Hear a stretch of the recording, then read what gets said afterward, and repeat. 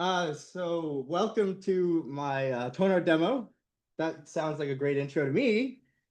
Let me make sure I am displaying to this thing though, which I need to do with this. No? How do I display to that with the HDMI, my friend? I think so. Oh, I need to share to the Zoom, and then that will play it there. Gotcha. And do I share? I don't share sound with Zoom. You're right. You Good. do share sound in Zoom. I don't want to, but it's working already without sharing sound. We can hear it normally. Oh, but you can't hear it on Zoom. Well, I don't know. Oh, okay. I'll share the sound. All right. All right. Here we go. Yes. All right.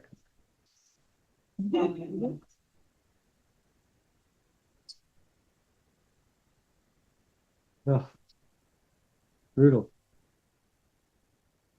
He's near it. Yeah. Increase content. Entire screen. Right. Oh, lovely. All right. The show on that intro one more time. All right. Welcome to my demo. Can you hear it? No. Okay. Well, it is what it is, I guess. Trying to share it. Yeah, let me share one more time. Right, here's what we're going to do instead. I'm not going to do any of this stuff. You're going to put that microphone on your computer. Oh, yes, just like last year. All right, and I turn this on. Yes. This worked so well. No, this worked great last year. 5. Historically informed presentations. What we're calling this. Okay, I'm gonna try it one more time.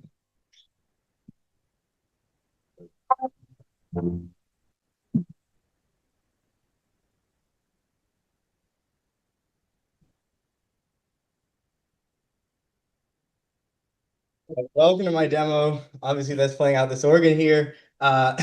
This is a demo on my music composition language called Tonart.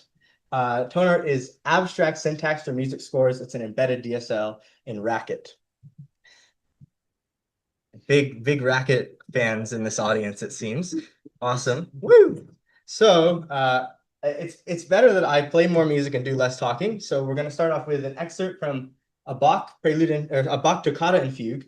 It's the toccata and fugue in D minor, but it's not that toccata and fugue in D minor. It's a different one, not the one everyone plays at Halloween. This is the Dorian toccata and fugue in D minor. Yes, Dorian, big Dorian fans as well. All right. So it's going to play out this organ here. And something you want to take note of is what keyboard it's playing on, because a big element of this piece is it swaps keyboards as it goes along. In organ parlance, we call these manuals. And this is manual 1, and this is manual 2, and this is manual 3. Watch manual 1 and 2. Okay, and we will play it. Oh, let me get the setup first. You off. And that should be fine.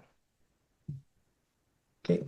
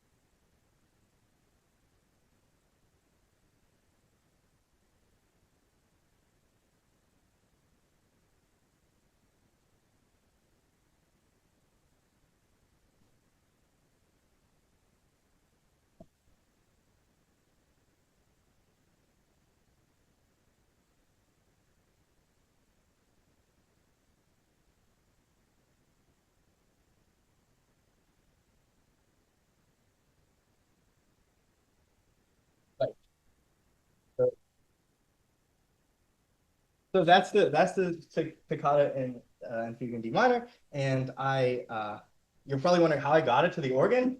It is actually using MIDI, like the Soup was talking about. But before it's using MIDI, it's using MuseScore. So this presentation is about my new front end for Tonart, which is embedded into MuseScore. So if you were here at my demo last year, when I wanted to input something, I was painstakingly going through like from beat 0 to beat 2, there will be an A in the 4th octave. And from beat 2 to beat 4, there shall be a B in the 5th octave, which was a huge pain in the butt. But now we can just paste the score in a MuseScore, and obviously that scales way better. Look at how long it would take to import these note by or input these note by note. So I had to make some administrative tweaks and things, but it's really cool. The coolest thing is these custom text fields here. This is my DSL in these performance directions. This is Tonart code, and this is the only thing that matters. What I'm doing is I'm specifying which manual these parts should be played on. Now, MuseScore can play notes just fine. That's buddy. But it doesn't know anything about pipe organs, like many of us in the room. And so it probably, I assume. And so I have to actually interpret this using Tonart, which is why it's cool that I can just embed Tonart right in here. So you'll see some of the constructs we saw. That part where we're swapping manuals is right here, 2, 1, 2, 1, blah, blah, blah. And that part where we were doing the hands thing, we were like, do, do, do, do. You can see kind of like it kind of swaps, and then the other hand swaps, and then this hand and this one. So that's pretty cool. But what's super cool is it's not like free text and then we're like running eval and then we're like, we have like a fixed language. It's using the Racket module system because we're embedded in Racket. So we're actually getting these manual forms from the module Tonart/organ. That's our organ standard library. If I didn't import this, this would have no meaning. There would be no such thing as a manual to say, what is a manual? Because we're trying to be modular here. We're doing our best. So that's cool. And then, of course, the flip side of require, if you're familiar with Racket, these are bog standard Racket module statements. It's import, export in Racket. The flip side of require is provide. And we're going to provide out this theme, which we've named here. We've named this whole theme, this whole score, Bach D, and we provide it out here. Yeah. And just a brief aside on what set is. If I didn't put set here, it would name this note Bach D, which is especially egregious because it's not even a D, it's an A. So by putting set here, it says take from the beginning and go all the way to the closest reset, which is at the end, cleverly. And now we get the whole score all at once. That's great. Let me provide it out. So that's how I played that. But you're probably wondering like exactly how. Like this is a cool front end, but like how did I get it into Racket? So the way I did that was I exported it to music XML. And music XML is like a music interchange format that's much easier to parse than MuseScore's binary files. And it's more standard. So other score editors can use it. And so let me show you what the music XML looks like, because that could be helpful for someone who wants to replicate what I've done in some other language. So blah, blah, blah, lots of cruft. Oh, it was here. Lots of cruft, but you'll find that we've got all these note forms. That's a native music XML construct, notes, and we just parse them out with a music XML parser. And then for the custom stuff, we use performance directions. So that text comes through as directions, which are performance directions. And you'll see that our text is right here, and we can parse that right out and treat it. We can treat it as Tonart, roughly using eval, but it's not eval because it's Racket. We would never. And you can see our sets up here as well, the set. And the last thing, and the thing that I think I'm most proud of probably, is the credit field. So this kind of opened my mind a bit on what the meaning of requiring a module is. Because what is a module dependency but giving credit to the programs that made your program possible? So you can see that the text for the requires is in here and the provides is in here.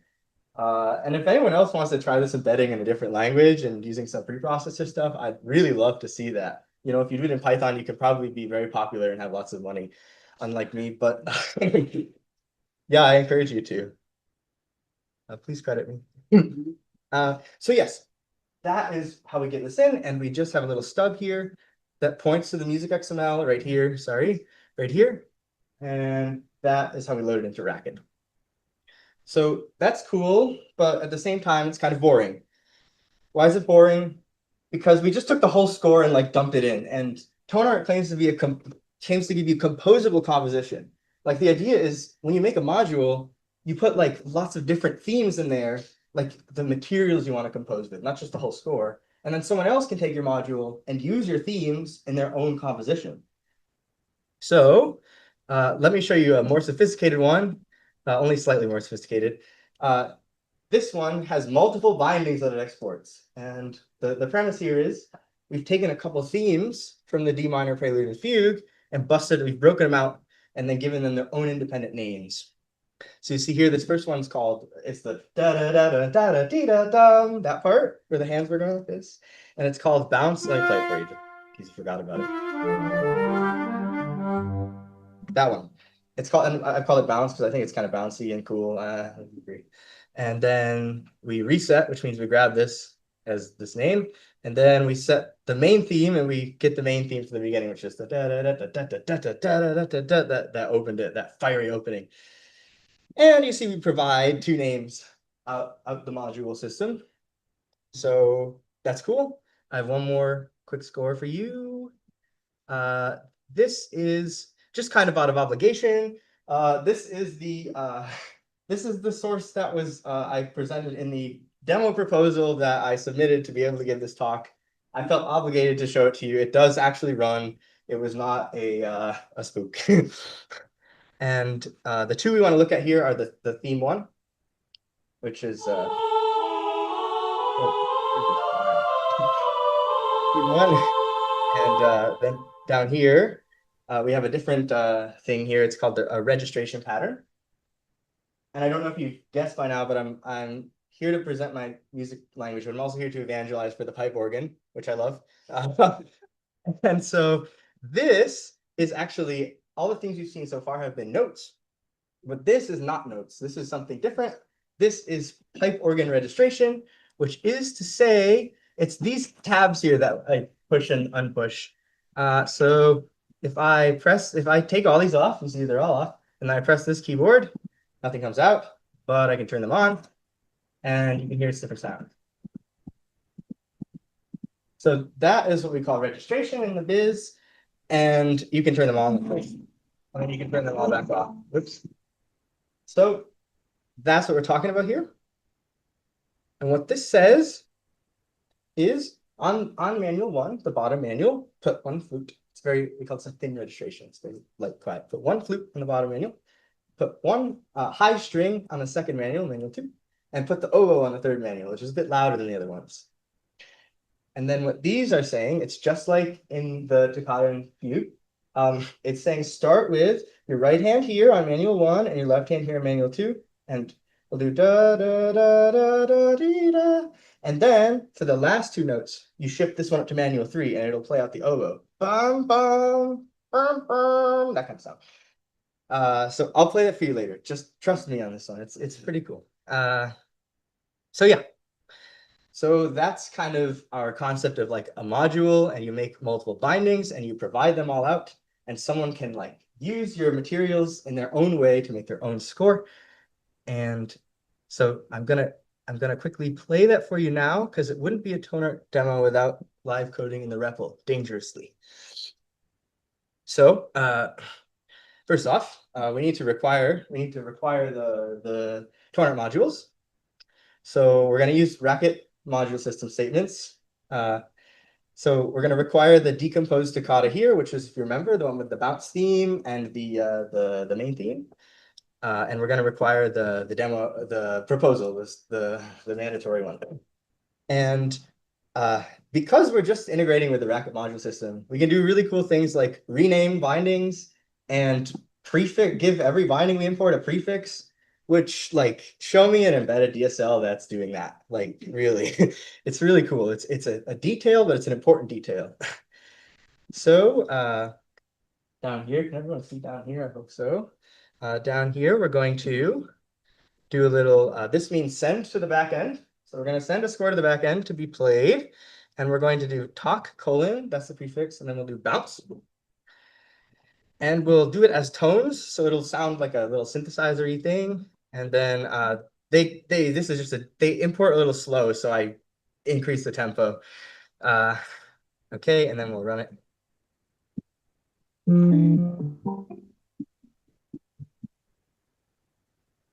And sure, and then we can try out the one from the demo proposal, the one from here. Okay.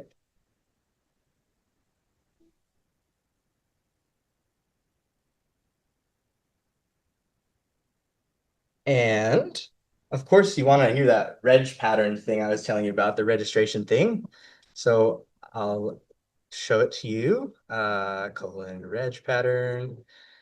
And that will have note to MIDI because tone, it doesn't make sense for tones. Tones don't have keyboards, but the MIDIs we're sending, it's going to the organ, so it knows what to do. So if we do this, and I'm going to try and quickly slide over to the organ to show you, see how this is our current registration? It's going to set the registration and then start playing it. Okay. So let's see, and then pop over.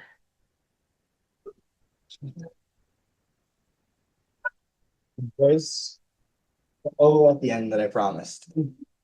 And so that's pretty fun. You can mix and match these themes. But I think the real point of this, like the real fun of this whole thing, is I can take something from different modules and combine it together. And so what I'm going to do here is take the bounce theme from Bach. So this is a 300-year-old theme that is now transcribed in Tonart. And this is something I wrote randomly at 2 a.m. 3 months ago to try and get a paper submission in time. And when you combine them together, you get something that's pretty cool, despite them being so different. So let's do this, and then we'll swap over the organ for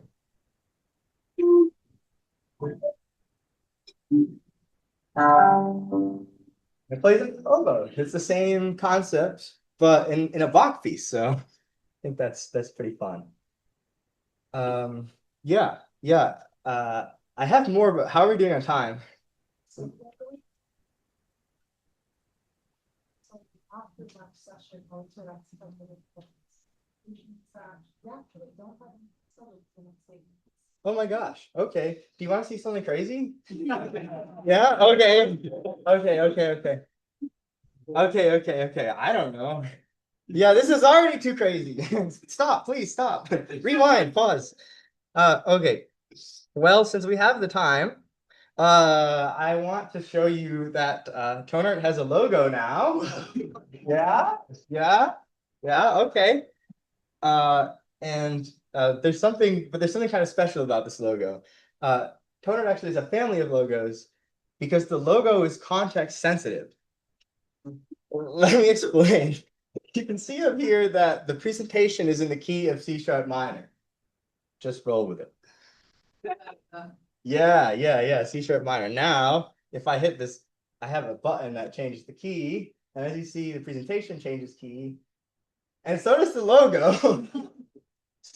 And that's not the only thing that it's context sensitive to. So you remember our bounce theme, right? The da da da and da da da da. You're probably tired of that by now, sometimes. Well, you're about to hear it about 5 or 6 more times. What Bach is doing there in that section is he's making a cycle. Da da da da da da da da da, and it just keeps going, and it could go for eternity. It's an embedding of an eternal loop inside of like a finite, like seemingly finite music. And he's doing that by changing the mode. So what I'm going to do is I'm going to try and replicate it in my little GUI tool here. And you can see the mode up here. It's currently Aeolian. And even if you don't know modes, you know when text changes from one thing to another. So, and observe the logo as we go through this process. Oh, I hope I don't mess it up. All right. Let's get the organ set up for it. There's a button to do that. All right. So ready? Are we ready? Okay, let's do it. Oh, it's a lambda clef. It's not a G. Exactly. It's not a G clef. Yeah. So so let's do it.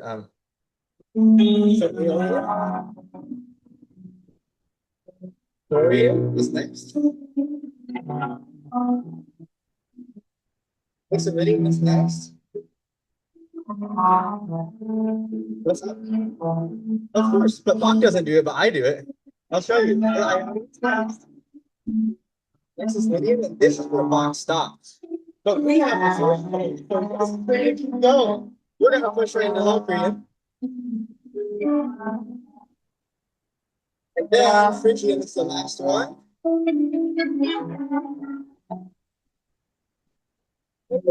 We started at Aeolian.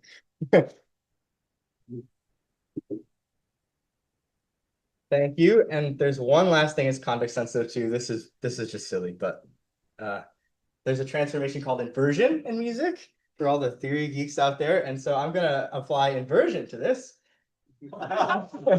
And now the logos are down. And this, you can actually find this in Bach music. He'll draw the clef upside down when he writes a canon in inversion. So it's not unprecedented, but it is wild. And you can hear that our bounce theme is now upside down.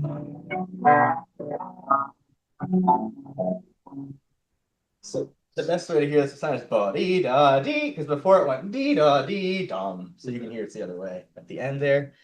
Okay, now my last thing, I promise, is I have a puzzle for you all. And your submission can come in whenever, wherever. Feel free to watch the stream back, to listen again, or do whatever you need to do. But what I'm going to do is I'm going to play two themes at the same time. These are both themes that I've used in either of my farm talks. And if you can tell me what the themes are and where I introduced them, I'll give you a prize. So, but the trick is it's a little bit encrypted because we've inverted it and changed the mode. So I'm not making it easy on you. I'm also going to play out the synth so that it's really hard to parse the voices apart. So ready? Here we go.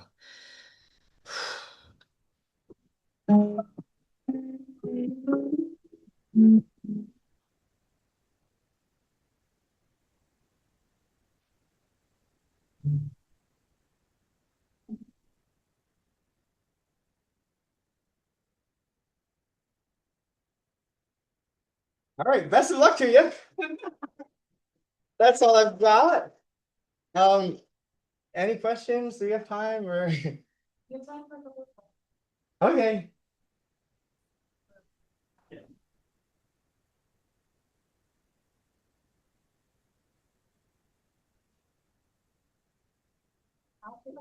Yeah. Did you consider using the pair of these voices to tell you about your photo? Oh, I was thinking about that right away. Remember you said red and blue is considered a faux pas, and I'm like, no, he's gonna hate my presentation. What's that?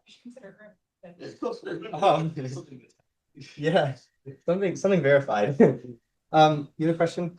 Yeah, so it seems like the annotations in the scores, yeah, right? It seems like that can be arbitrary Racket code. Is that correct? It's Tonart code, but more or less, yeah, because the Tonart code could be Racket, then Racket code. Like, okay. So yes, it's arbitrary Racket. Let's go with that. So have you found any use cases for putting things other than just the kind of names of things in there? Absolutely. I've run slideshows on a timer with I've put like slideshow code in there and then run a slideshow using a MuseScore. Stuff like that. It's pretty fun. Yes. That was a great talk. I really enjoyed it. And Oh, for good. a theory geek, it was also really fun. Oh, good. I was hoping I was targeting. I wasn't expecting this coming to the conference. Yeah. What's your name, by the way, and where are you from? I forgot. Sorry? What's your name? Where are you from? I'm Tiana, University of Washington. But I grew up in Serbia. I went to music school there. My mom was a professor, so I got to listen to about this stuff my whole life. The only thing that irks me is that violin key there, because it doesn't match up. Oh, you don't like the G? You don't like the, Because it doesn't. This is the what's the other in English? The name of the other key? bass key. Bass button? Oh, Yeah, it's the, Well, I don't know the music terminology in English, but they don't match up the key. Yeah. I That's- graphic design is not my passion. There's much to be improved. I tried really hard to get them to go in the right spot, but they kind of shift around when you add too many sharps. That's a very mind freak, no pun intended. Yeah. But, No, intended. it's just, it looks improper in this. Yeah. It's jarring. Visually jarring. Understand. I totally understand. Yeah. Everything else was great. Yeah. That's the hard part about music stuff is you have to get all the drawing precisely right, and it's the hardest thing. Which is why I think May recommended I use Lily Pond. Which would be smart. Yeah. Oh, Oh yeah, I love the score text as a way to program code. I mean, there's a fair amount of flexibility in how that can be laid out. So how do you go about associating it with specific points of time? Is that Yeah. sort of music XML? Or... Yeah, sure. It is part of the Music XML. Music XML is a little frustrating to parse, I won't lie. But yes, it is actually, it's organized into measures, and then each measure has notes, and you can try and parse out that stuff. The set thing is actually part of a struggle I was having where it's like, if you put a notation, there's an ambiguity. Does it apply directly to the note it's on, or does it apply to the rest of the score? And there's no way to solve that as far as I can tell without like encoding those rules specifically in like a predefined table. So yeah, good question. Just about at the end, so as we think this is your last.